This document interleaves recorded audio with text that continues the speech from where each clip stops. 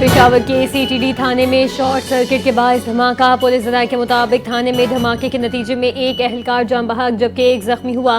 دھماکے سے عمارت کے ایک حصے کو نقصان پہنچا۔ ابتدائی معلومات کے مطابق پولیس کی بھاری نفری جائے وقوع پر پہنچی، سڑک کو ٹریفک کے لیے بند کر دیا گیا۔ پولیس کا کہنا ہے کہ واقعے کی تحقیقات جاری ہیں۔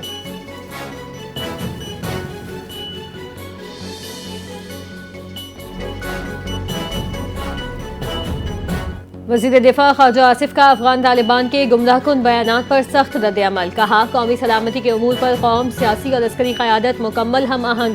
پاکستان کی افغان پالیسی قومی مفاد اور علاقائی استحکام کے لیے ہے۔ افغان طالبان بھارتی پراکسیز کی پشت پناہی کر رہے ہیں۔ افغان حکومت اندرونی دھڑے بندی اور گورننس کی ناکامی کا شکار ہے۔ پاکستان شہریوں کے تحفظ اور سرحد پار دہشت گردوں کے خاتمے کے لیے پرعزم ہے۔ خواجہ آصف نے کہا، جھوٹے بیانات سے حقائق نہیں بدلیں گے، اعتماد کی بنیاد پر صرف عملی اقدامات سے قائم ہو سکتی ہے۔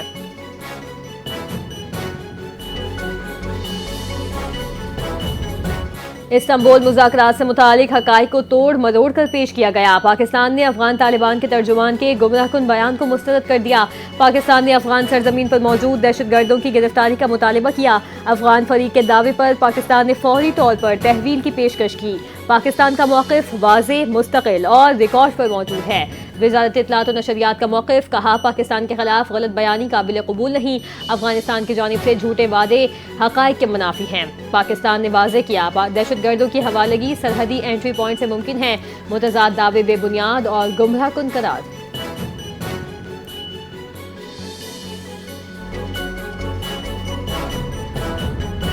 آزاد، باخبر اور ذمہ دار صحافت کسی بھی جمہوری معاشرے کی بنیاد ہے۔ صحافی حقائق تک عوام کی رسائی کو ممکن بناتے ہیں۔ صحافیوں کے خلاف جرائم کے خاتمے کے عالمی دن کے موقع پر وزیر اعظم پاکستان شہباز شریف کا پیغام، کہا کہ صحافی سچائی کے علمبردار ہوتے ہیں۔ اپنے پیشہ ورانہ فرائض کی انجام دہی کے دوران ان کے خلاف تشدد، دھمکی یا انتقام پر مبنی جرائم دراصل آزادی اظہار پر حملہ ہے۔ انہوں نے کہا کہ میں بین الاقوامی برادری، میڈیا اداروں اور سول سوسائٹی سے اپیل کرتا ہوں کہ وہ صحافیوں کے تحفظ اور اظہار رائے کی آزادی کے فروغ کے لیے اپنا کردار ادا کریں۔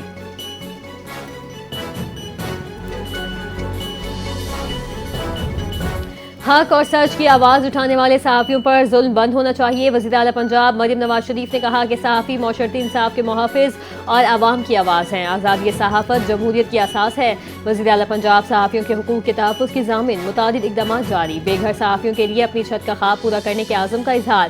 صحافیوں کے قتل و تشدد کے واقعات سے نمٹنے اور حق کی راہ پر چلنے والے صحافیوں کے ساتھ کھڑے ہیں۔ صحافیوں کے خلاف جرائم کے خاتمے کے عالمی دن پر پیغام، پنجاب میں صحافت محفوظ ہے۔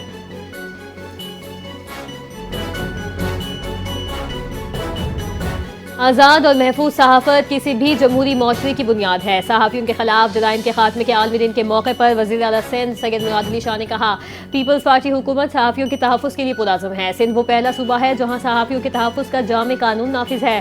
وزیر اعلیٰ سندھ نے مزید کہا، صحافیوں پر حملے سماج کی ضمیر پر حملہ ہیں اور نفرت انگیز مہمات اور آن لائن ہراسانی کو روکنے کے لیے مربوط حکمت عملی تیار کی جا رہی ہے۔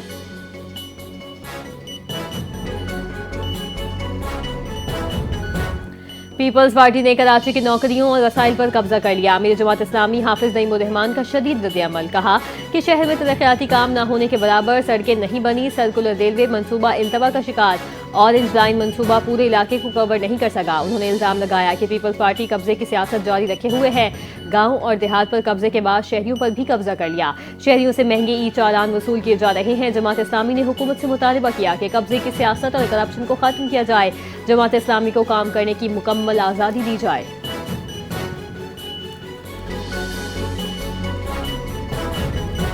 ترجمان سندھ حکومت سعدیہ جاوید کا امیر جماعت اسلامی حافظ نعیم الرحمان کے بیان پر رد عمل، کہا کہ حافظ صاحب آج کام کی بات نہیں کر رہے بلکہ پروپیگنڈا اور جھوٹ پھیلانے والے اپنے ٹاؤن چیئرمین کو خراج تحسین پیش کر رہے ہیں۔ حافظ صاحب لاہور جا کر بھول گئے ہیں کہ Sindh solid waste management board اپنا کام تھرڈ پارٹی کے ذریعے انجام دیتا ہے۔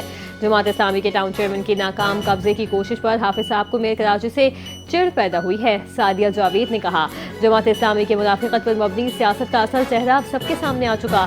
پاکستان پیپلز پارٹی کی قیادت میں کراچی ترقی کی راہ پر گامزن رہے گا۔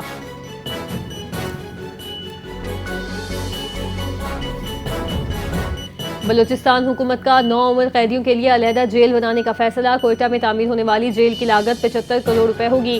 ماڈل جیل میں اسکول اور پیشہ ورانہ تربیت کا مرکز بھی شامل. 9 عمر قیدیوں کو بالغ مجرموں سے الگ رکھنے کے لیے یہ اقدام اہم ہے. ابتدائی طور پر سریاب روڈ پر عارضی جیل قائم کی جائے گی. کام کا آغاز جلد کیا جائے گا. جدید سہولیات سے آراستہ عمارت بنائی جائے گی.